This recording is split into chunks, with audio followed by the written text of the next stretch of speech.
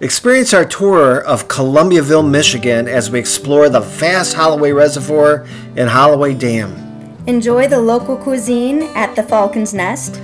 Take a summer bike ride on the Southern Links Rail Trail. Hike through Zimmer Park and take an interesting tour of the William Peter Mansion.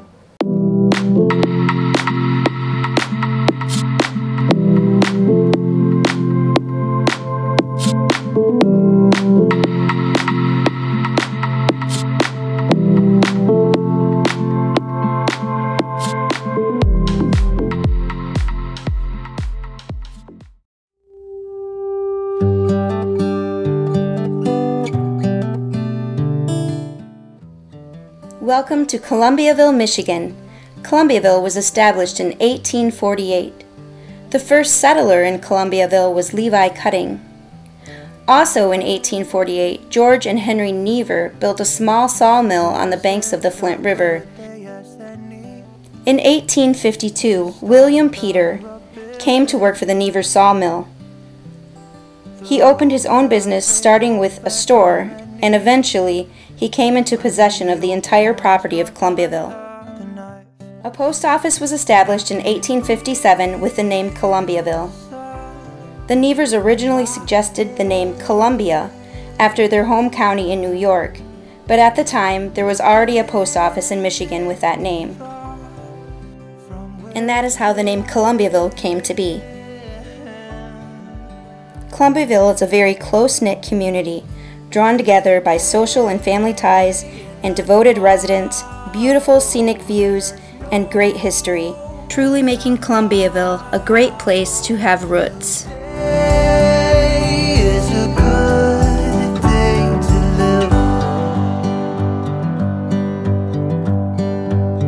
This morning has so clear a light as any to see the horizon in the far. The village of Columbiaville is on the Flint River and home of the Holloway Reservoir.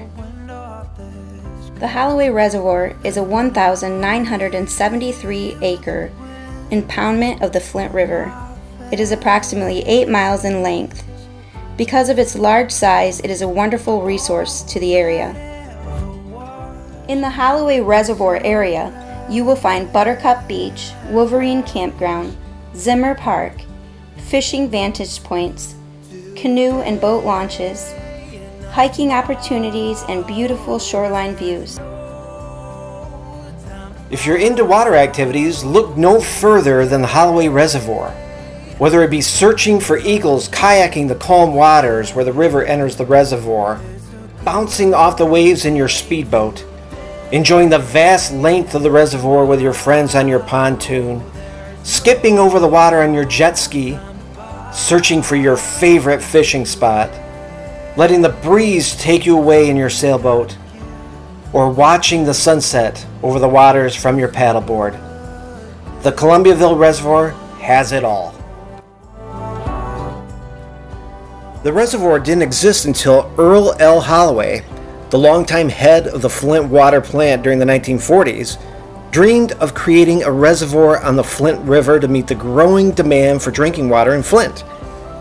In 1955, after years of debate, a dam costing $1 million was placed on the Flint River, and the reservoir was created. Water was backed up for 8 miles, and 2,000 acres of land were flooded. In Lapeer County, that includes sections of Marathon and Oregon townships. In 1968, Flint switched to the Detroit water system, so 2 years later, the Genesee County Parks and Recreation Commission called for the creation of a park for recreational development. Today is a good day, today and not tomorrow. Can't leave Columbiaville without having a bite to eat at the Falcon's Nest. And from what I've heard, they have the best pasta in the county. So we're gonna go in and we're gonna check it out. All right, so what we've been told is they have a monster burger here. It's called the Falconator. And if you can eat it in 45 minutes, it's free. It's free. All right, hey, we're here with Rob at the Falcon's Nest. Rob is our head chef, and he's going to give us a little bit more detail on what we have here at this restaurant. Go ahead, Rob. We got a little bit of everything. Kind of started as, the family dining type experience, but myself and John, we like to think outside of the box, so it's, we try at every turn. Daily specials are usually a little bit off your norm. We do a lot of smoking, so we smoke brisket, ribs, chicken, pork butts all the time, so always got a little bit of something different. Right, and I hear your pasta here is fantastic. All of your sauces that you have for your pastas, those are all everything is made from scratch. Made from scratch. Yeah. We don't do anything frozen. We, like I said, we smoke all of our meats. We're not doing anything pre-smoked. If it can be made from scratch, we're making it from scratch. Fantastic. We don't get that much anymore. Usually the restaurants you go into, like your typical Applebee's, or these chain restaurants, it's all the same. It's all shipped in, and it's a real treat to be able to go to a restaurant where things are made from scratch. Yeah. Tell us a little bit about your schooling. I decided I was going to school in Arizona, had everything set up, and then my dad had a job offer in Florida. So I was like, well, let me see if there's any schools down there. We ended up going down there, and I checked out the Columbiaville school that was in Orlando, and fell in love with it. His response was, well, what if I don't take the job? Which he didn't. I said, it doesn't matter, this is where I'm going to school. Well, that's great. Well, I'm really looking forward to my dinner tonight, and we're certainly going to come back and have some more here. The next time I'm here, I want to try the stroganoff, which unfortunately it's sold out because it's so good.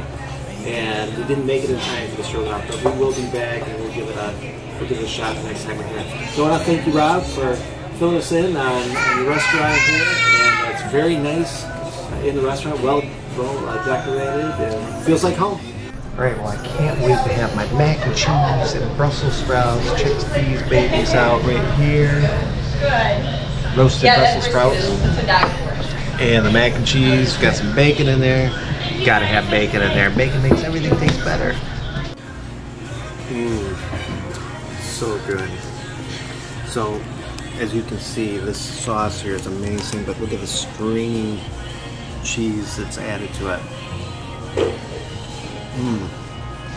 Just the right amount of cheese. The bacon sets it off perfectly. And it's very filling. I've only eaten probably a quarter of the dish, and I'm feeling full. Oh, the other thing I want to show you was these roasted Brussels sprouts. Look at my chicken Alfredo. It's so good. The sauce is amazing. And I haven't even tried my onion rings yet, but I'm pretty excited about those. But I'm really liking the chicken Alfredo. So I didn't know this, but when you ordered a meal here, it comes with dessert. Well, maybe not. We're riding bikes tonight on the Southern Links Trailway, and we're sporting our shirts that we got. Let's do Roland's here, it's easier to read. From the Falcon's Nest. Well, we're out here in Columbiaville.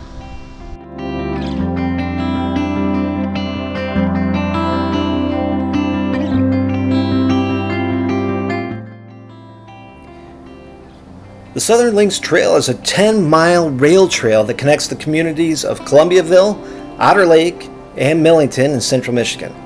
While the trail is paved with smooth asphalt, an adjacent path is offered for equestrian users. Most of the trail's route is tree-lined, and the colors are spectacular in the fall months. Views from the trail feature a mixed rural landscape including fields, wetlands, forests, and farmland.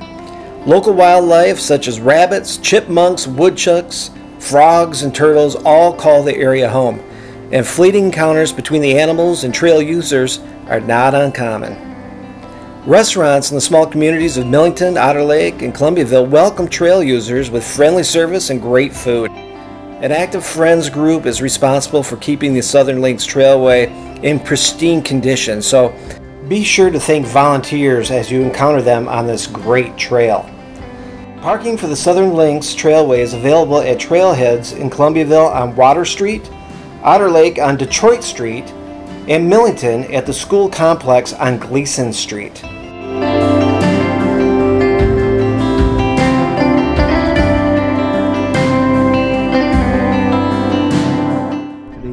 great day to be here at Zimmer Park, Columbiaville, Michigan. The sun is out and we're gonna go on a hike.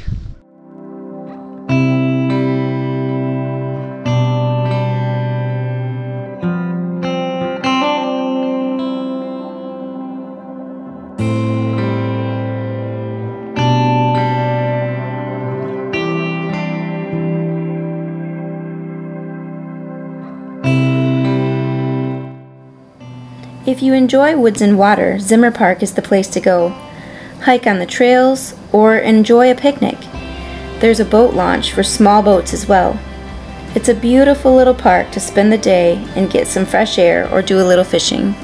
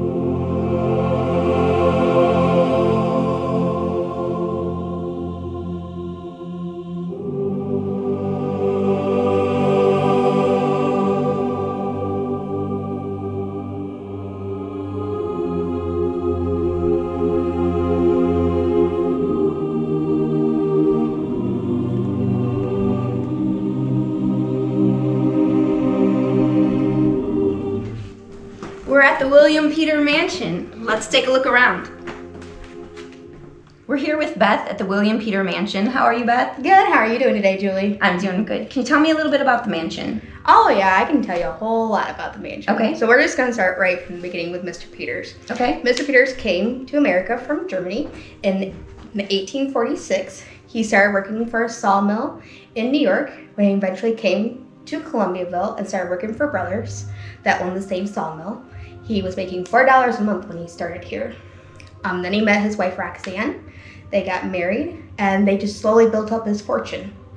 At the end of their years, when they were getting ready to retire, he told his wife, when I get ready to pass away, I want to build your dream house for you to live in after I pass away.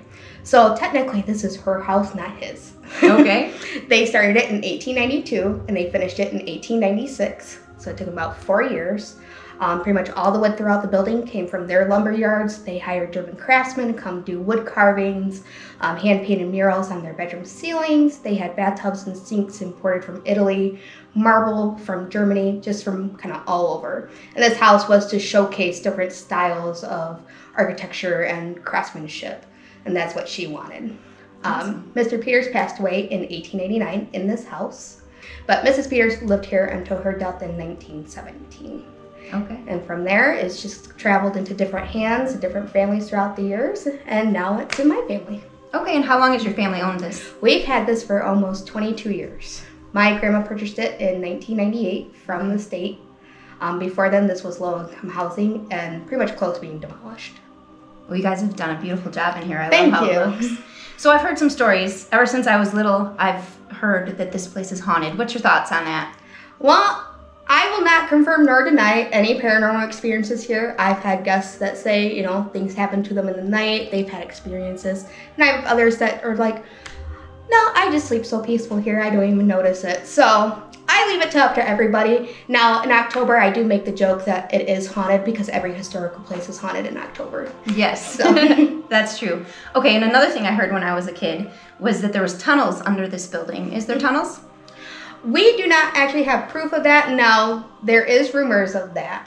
And kind of the story behind that was Mr. Peters, being the old man he was, he owned 90% of this town.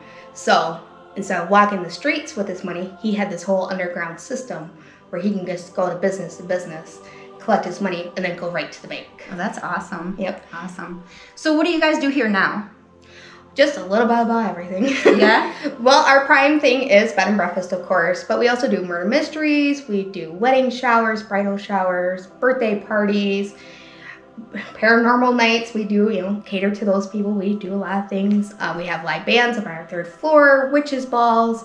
Pretty much any way that you can find use of this building to bring life into it, we welcome it.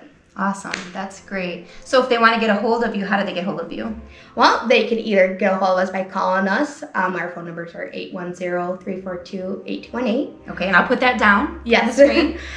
Or they can email us at williampetermansion4707@gmail.com. Or if they're on Facebook, they can send us a message right on Facebook. Awesome, that sounds great. Was it okay if we take a look around? Absolutely. All right. All right. So this dining room can seat about 23 people comfortably. Yeah, the ceiling's beautiful. And that's all original wood. Pretty much 99% of the wood throughout the house is original. What makes this really unique is the plasterwork in here.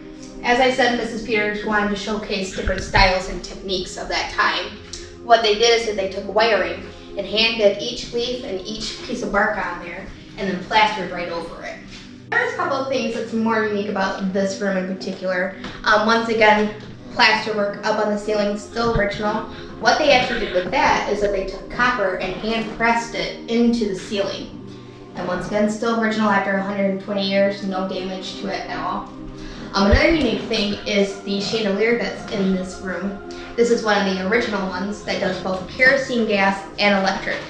Now this room was more used for Mr. Peters having business meetings. Mrs. Peters would have her teas, things like that. Of course, chandelier, one of the originals, much more intricate, a little more feminine than the other one. Does the electric and kerosene gas. Now, here's a creepy fun fact. When Mr. Peters passed away, there was not a funeral home in town yet, so they actually held his funeral service right here in this room. There's an old stepping stone where the carriages would drop off the guest.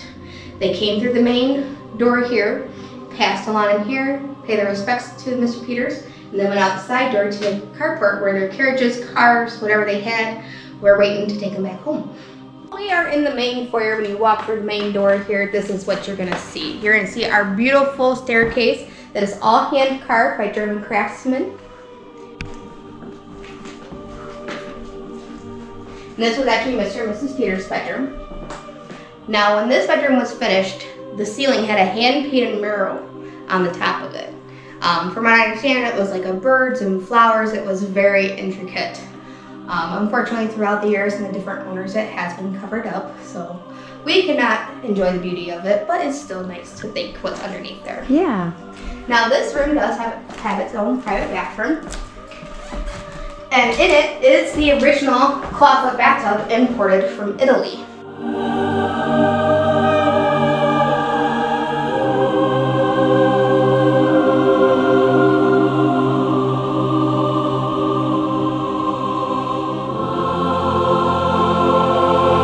Now, how upstairs is built is that each room is the same size as a room directly below us. So right now we are above the dining room area. So this room is the same size as the dining room downstairs.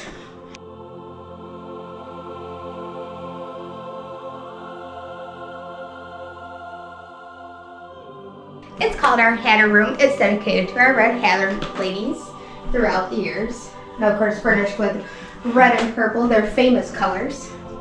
But also kind of nod to our murder mysteries of when you come here, you put on a hat and you're a whole new character. Hey Beth, are we in the gold room now? We are in the gold room. Of course, obviously, you see a lot of gold and yellow, very rich colors. Now, of course, if you have not noticed yet, you notice the fireplace and how each one is uniquely different. No two are the same. Different types of wood, different styles, different colored tiles. Each one to reflect different style of room. And once again, bringing in that whole concept of Mrs. Peters wanting different techniques, different styles. Welcome to the captain's quarters. Very nice big room. Once again, as I said, each room is built the same size. So right now we're above the master suite area. So it's the same size room.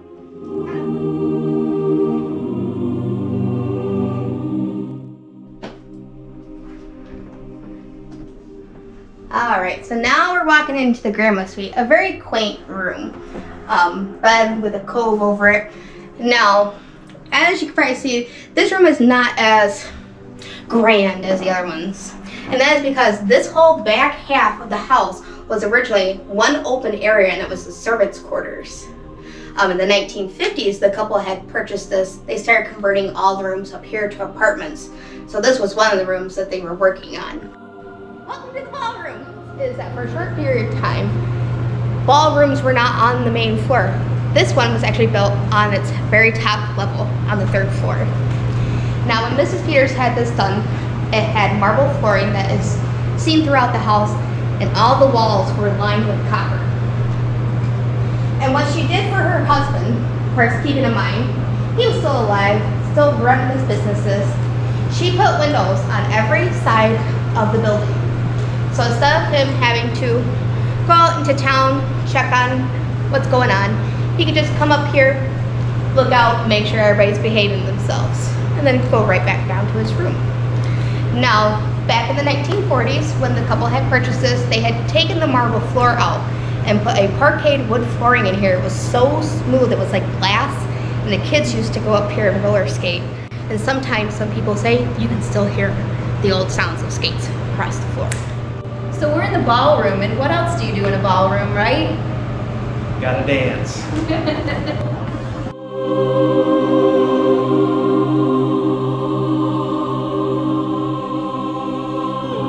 We are in the kitchen now. Not the most greatest of kitchens, but back then it wasn't a showcase like it is today.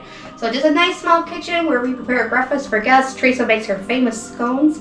Ever had a chance, come by, get some. So we're about ready to head down to the cellar. I don't know about this. Sounds a little terrifying, but we'll give it a shot and we'll show you what's down there. Should be interesting. Yes. So this is the cellar. This is the cellar. This is right above the kitchen area. Right here is where the ashes from the wood stove would drop down to. So this was also a place where they would keep like some of their root vegetables and stuff like that during the fall and winter seasons. So now we're gonna enter the basement. This is one of the areas that we maybe think that it was his tunnel way. We're not absolutely sure. Now, from my understanding, is that what they did for the winter time is that they actually stored ice in here. So, creepy kind of fact. Mrs. Peters, after Mr. Peters passed away, was very shut in. She didn't allow many people into the house. Well, to kind of keep up with good appearances, she had taken in some orphan children and had them live down here and work for her. And we still get activity from our children. Is that right? So what do you hear? Or what happens? What happens? Well, that rocking horse over there, that sways back and forth. We've had videos actually captured from other groups of the rocking horse. We've had voice recordings captured down here. People hearing children's laughter, things like that.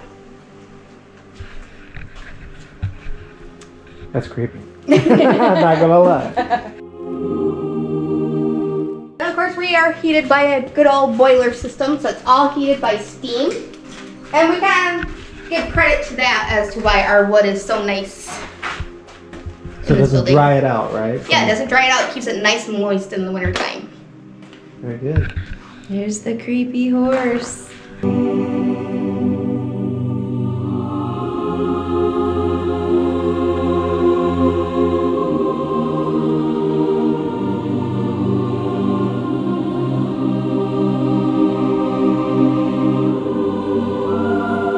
I get a phone call at 11:30 at night. Little B, something's on the 3rd floor. Well, who's up there? No one. We're on this room right now looking at each other. I'm like, did you move the dollhouse? Well, yeah, we had to move it. I said, well, you disturbed the little girl, now she wants to play. So of course, then we play with her. That is creepy. Yes.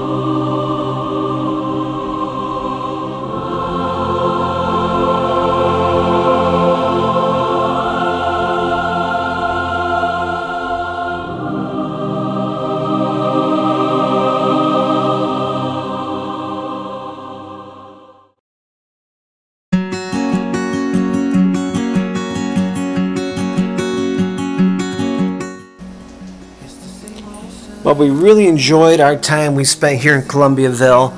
There is so much to do, so much to see. And if you are ever in the area, we highly recommend coming out and checking out this wonderful small town.